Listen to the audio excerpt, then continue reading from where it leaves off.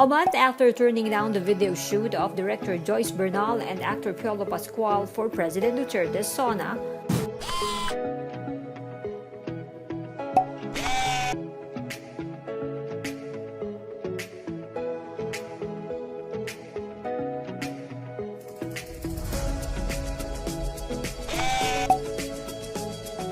the town of Sagada in Mountain Province recorded its first COVID-19 case.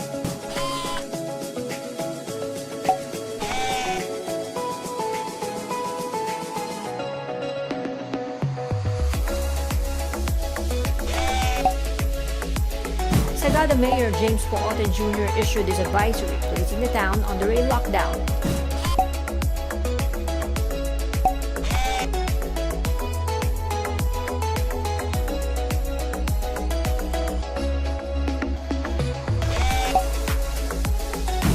Pooten also issued these reminders: avoid discrimination,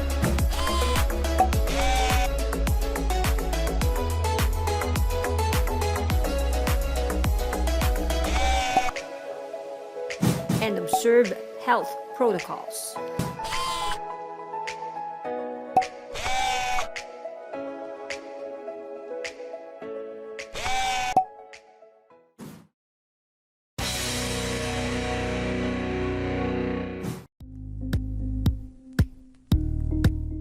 Thank you for watching Politiko TV. Please like and subscribe to our channel for more videos.